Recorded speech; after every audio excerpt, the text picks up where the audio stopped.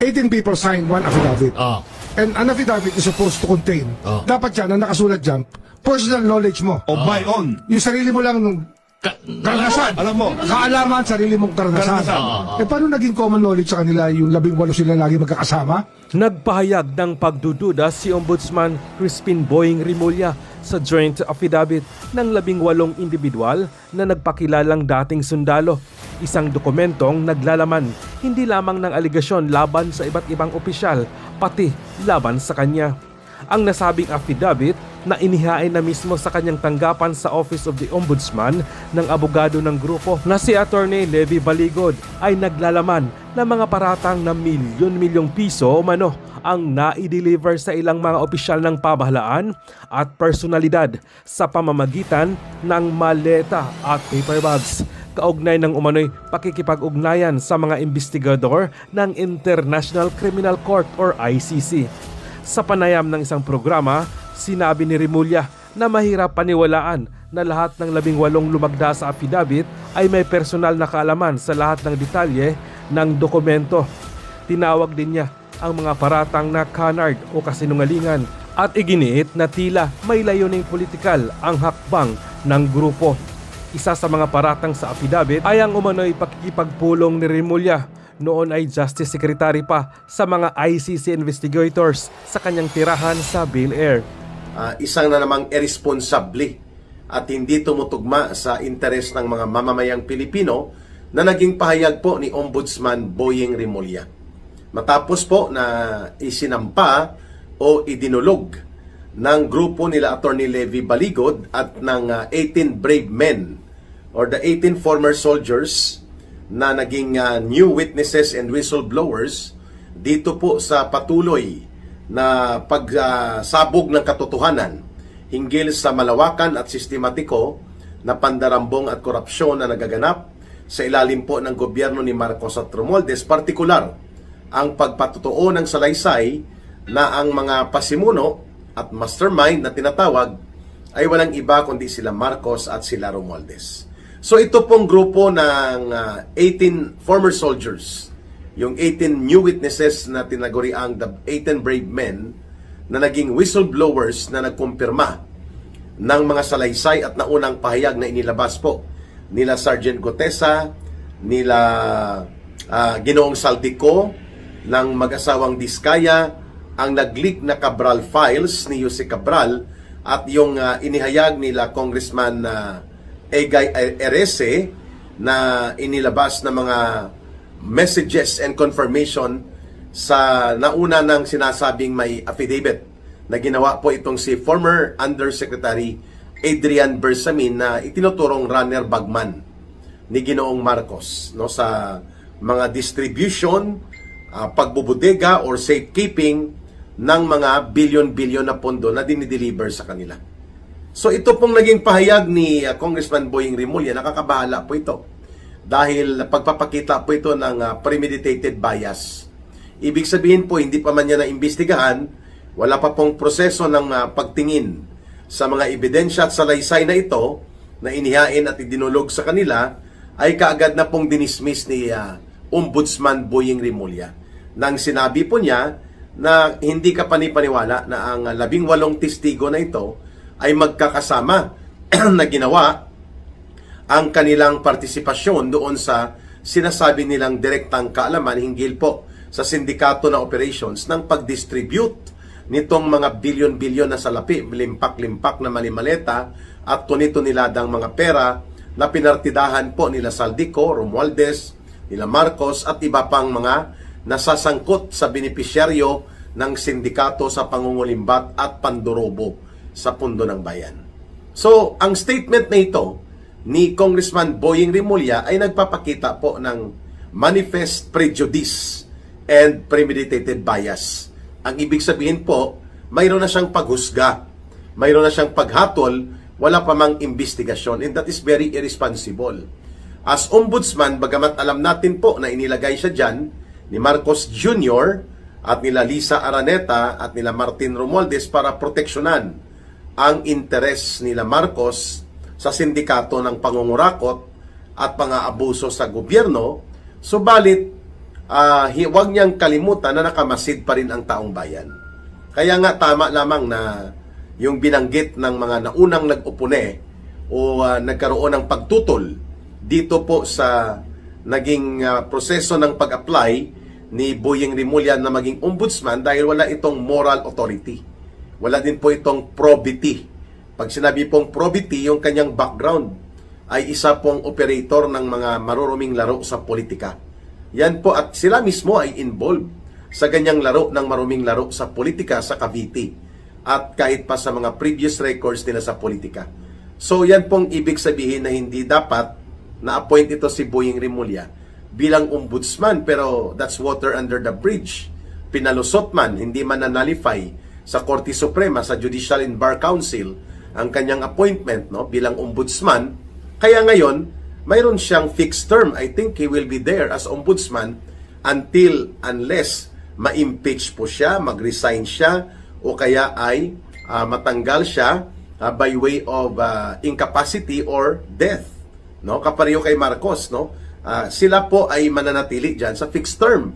And 7 years yatang term ng ombudsman, so 2033 pa, mananatili si Boyeng Rimulya bilang ombudsman na lumalabas ngayon ay hindi lamang protector at lapdog ni Marcos, kundi attack dog na rin mismo, no, ni Marcos para i-shoot down kaagad ang anumang mga attempts na may gustong magsiwalat at magbunyag ng katotohanan kinalaman nila at nalalaman nila hinggil po sa sistematiko at malawakang operasyon ng sindikato sa pandarambong nila Marcos at Romualdez.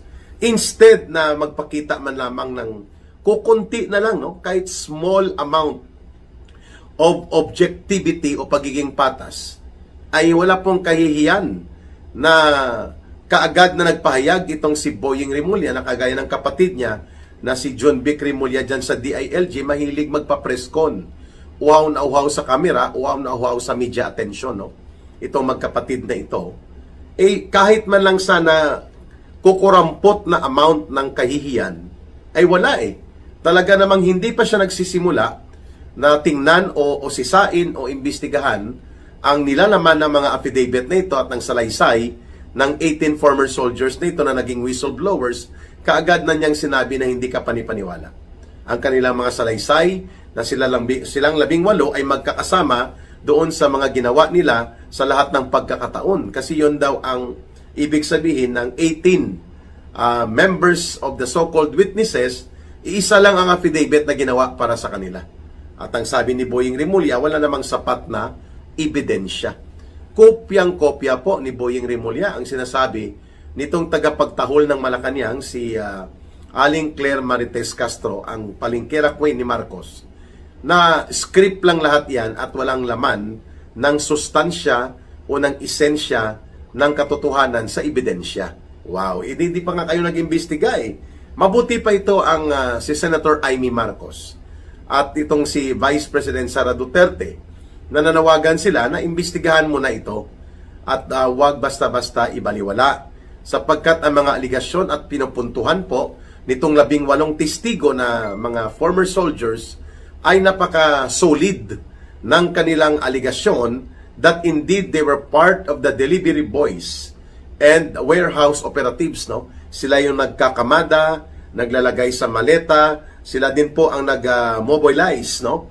Paano po ang distribution system, para kanino, para saan at kailan. Sila po ang gumagawa noon according to direct participation po nila sa di umano ay sindikato ng pangungulimbat at malawakan at sistematikong korupsyon na ipinatupad nila Marcos, nila Romualdez at nila Ginoong Saldico. Eh kung ganun po ang attitude at ganun po ang posisyon kaagad, no, ni Boyeng Rimulya bilang ombudsman, saan pa po pupunta ang ganitong investigasyon o ang ganitong paglalantad, no? At mayroon din pong challenge na inilabas, no? Itong si NBI Director na Melvin Matibag, na pwede naman daw dalhin sa kanila sa NBI ang mga naturang affidavit o ang naturang salaysay at pahayag at mga gustong isiwalat nito ng mga 18 new witnesses, no, Pero alam naman po natin, ang NBI Director ay manok at bata-bata din po yan ni Ginoong Marcos at inilagay lang po dyan nila para din gamitin para sa kanilang interest. Kaya nga po, kung ako ang titingin nito, kung ganyan na po talaga na wala ng kahihiyan, na ano pa mga pagmamalinis pa na ipakita ng anumang semblance of objectivity on the part of Ombudsman Remulla, at kanya na talagang outright dinismiss without any conduct of investigation or any attempt to execute an objective process of weighing in, no, kung paano nila titingnan ang mga nilalaman nitong mga salaysay at ipatawag isa-isa itong mga so-called former soldiers na naging whistleblowers. Kung ganyan po ang attitude ni Boying Remulla at ng kanyang mind frame, na talaga namang wala ng kahihiyan, lantad-lantad na ng turutodo, na tagapagtabon-tabon at tagapag-atake ni Marcos at nila Romualdez, may punto po ang Iglesia ni Cristo sa kanilang naunang pahayag nitong nakarang araw na nagbabantay at nagmamasid sila. Ngayon po, automatic na, hinusgahan na, hinatulan, at pinabasura na ni Boying Remulla ang pagdulog ng mga 18 new witnesses and 18 whistleblowers na ito. And ang NBI, wala na rin pong integridad yan sapagkat ginagamit din ito nila Marcos para sa tinatawag na weaponization of institutions and weaponization of law para po mag-persecute, no, mag-atake, manggipit, mag-intimidate, mangbuli at patiklupin at patahimikin ang mga kritiko ng administrasyon ni Marcos at Romualdez. So, ang inaantay natin po ang magiging reaksyon ng mga senador. No? Kasi sa House of Representatives, basurahan yan ni Romualdez at ni Marcos. Ang karamihan dyan, mga basura ng alipores nila sa sindikato nila. Iilan lang po matitino dyan. So, by the numbers game, wala kang makukuhang suporta dyan sa House of Representatives. No? Nandyan ang mga hilaw na komunista ng grupong Akbayan nila Hontiveros. Nandyan ang yellow-pink zombies nila Dilima. Nandyan pa ang mga komunistang terorista na mga kamatayan party list. And of course, kasabwat sila lahat ni Marcos at Romualdez para gawin po nilang pugad ng kanilang pagtatabon-tabon at pagtatakip sa sindikato ni Marcos at Romualdez, ang House of Representatives. So ang Senado po, bagamat mayroong umiiral dyan na silent majority, talagang tahimik, tamimi at tikom ang bibig nito nila pagdating po sa usapin ng malawakan at sistematiko organisadong korupsyon na isinagawa nila Marcos, mga kababayan. Ang Senado ngayon, parang ang may boses na lang yata na matapang na nagsasalita kung ang pag-uusapan po ay patuloy na paghahanap ng katotohanan at pagbibigay po ng plataforma at oportunidad na mapakinggan po itong gustong magsalaysay ay sila Senator Amy Marcos, sila Senator Marcoleta, sila Senator Robin Padilla at Senator Alan Peter Cayetano. Paano po yung iba? Huwag niyong sabihin po na hindi nakamasid ang taong bayan sa inyo. Kaya mayroon yatang ipapasa na resolusyon o nais ihain na resolusyon si Senator Amy Marcos. At ito po ay sinusuportahan din na panawagan mismo ni Vice President Sara Duterte na dapat magkaroon ng seryosong pag-iimbestiga o pagdinig at pagbibigay po ng channel of opportunity to reveal more of this information, ang ganitong uri ng mga impormasyon at salaysay sa Senado. So we hope na tatalakayin yan bukas, March 2, upang nang sa ganun ay wag pa sanang isarado itong Senate Blue Ribbon Committee ni Ping Lacson at dapat mag-expand at mag-extend po ang naturang pag-iimbestiga sa mga lumabas na mga salaysay at pahayag nitong mga former soldiers na ito. Pero si Ping Lacson din po, kagaya ni Boying Remulla, nagkaroon na rin po ng premeditated bias and preconceived prejudice. No? Wala pa man din po siya nakikita na mga batayan sa pag-iimbestiga, sinabi niya na yan ay bahagi lamang ng ingay para sa destabilisasyon. Talaga naman pong akto na ng ugawain na po ng isang special agent para pagtakpan at ilihis po ang katotohanan papunta sa pananagutang kriminal nila Marcos at Romualdez, siya po ang ginagawa ni Lacson at nila Tito Soto. So, pero, mayroon pa po tayong ini-expect na mga matitinong senador that can also make itong tinatawag na special minority panel na gagawin nila that may be an informal committee, but that can be a democratic exercise on the part of these senators. For example, i-convene po nila Senator Amy Marcos, Senator Marcoleta, Senator Alan Peter Cayetano, at kung sino pang sasama like Robin Padilla, ang tinatawag na the minority panel, at iimbitahan po nila sa Senado. Magkaroon sila diyan ng isang hall o isang conference room, no? At ipatawag nila ito at i-open sa media. Bagamat yan ay informal committee, that cannot be also prevented sapagkat yan po ay mga hakbang na nagpapakita po ng demokratikong interes ng mga senador in giving opportunity and channel of venue para po mapapakinggan at mailalahad po nitong mga whistleblowers na mga former soldiers ang kanilang mga nalalaman at direktang kaalaman at partisipasyon doon sa naganap po sa mga operations ng sindikato ng Marcos, Romualdez, Saldico when they were still part of the security and detailed operations sa kay Ginoong Saldico. So ano po ba ang kabuluhan ng resolusyon ni Senator Amy Marcos? Kung hindi man ito papansinin ng mga silent majority na tamimi na at nabusalan na ni Marcos at Romualdez upang wag nang kalkalin pa ang katotohanan dito sa pinakamalaking krimen ng korupsyon at pandarambong sa pundo ng mga mamamayan, in which the criminal trails na nailalantad at nailalahad na are pointing towards Marcos and Romualdez.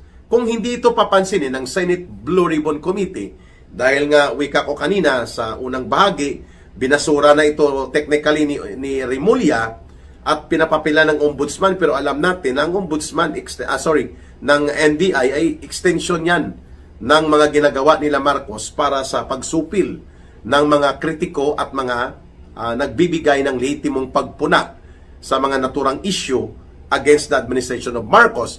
So, kung hindi rin papansinin ito ng Senate Blue Ribbon Committee na pinamumunuan ni Ping Lacson at ibabaliwala nila ni Tito Soto at ng silent majority group nila, the minority panel of some senators like Senator Amy Marcos, Senator Alan Peter Cayetano, Senator Robin Padilla, Senator Marcoleta, at kung sino pang gustong sumama, they can create ang tinatawag nating informal committee that is not official but has a democratic interest.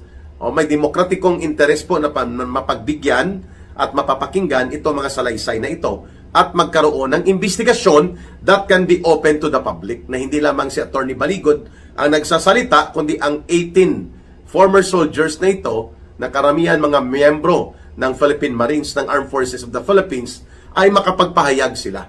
So the silent majority and the Senate Blue Ribbon Committee may ignore itong grupo ni Lacson at nila Soto, but at least mayroong 4-5 na mga senador na malakas ang loob that can form an informal committee that can be called the minority panel, so that it can be still open to the public with media coverage and with actual investigation, na kung hindi man maging official dahil hindi ito committee level na kinikilala sa Senado officially, but at least this is a democratic space, a democratic process that can be open to the people, to the public.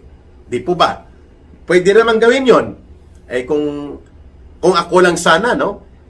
May ganong otoridad sa mga senador kagaya ni Senator Amy, Senator Robin Padilla, yun pong itutulak ko. Kahit isa lang ako, si Hontiveros nga, nag-one-woman show yan upang durugin at ipahiya si Pastor Kibuloy, ang Kingdom of Jesus Christ, at ang mga target niya na magbidabidahan siya sa kanyang pang-aatake laban sa SMNI at sa Kingdom of Jesus Christ at kina Pastor Kibuloy, na idudugtong niya sa sinasabi niyang criminal organization ni Pangulong Duterte, na wala siyang ebidensya, na itulak niya na maging one-woman show, no? So bakit hindi po magkaroon ng minority panel or the Democratic Committee? That is informal, that is not official, but that is democratic, and that is important sapagkat naibubukas po sa kaisipan at pananaw ng taong bayan kung ano talaga itong bitbit na salaysay at mga pahayag nito mga former soldiers na ito na naging 18 brave men na mga whistleblowers. We hope na may ganong direksyon ang hakbang na gagawin ni Senator Amy Marcos to be supported by at least 4 or 5 other senators na na-mention ko na, including Senator Marcoleta and Senator Robin Padilla and Senator Alan Peter Cayetano.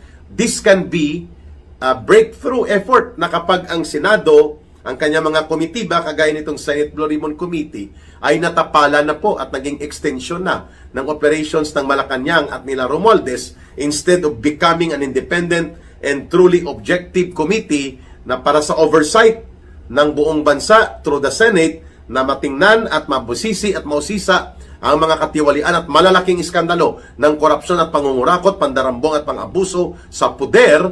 So kung hindi yan magagampanan itong formal official committee ng Senate Blue Ribbon Committee, then wala tayong choice kundi ang mag-demand na buksan po ng Democratic Committee or a minority panel that has a semblance wherein the senators can facilitate the objective presentation of these revelations.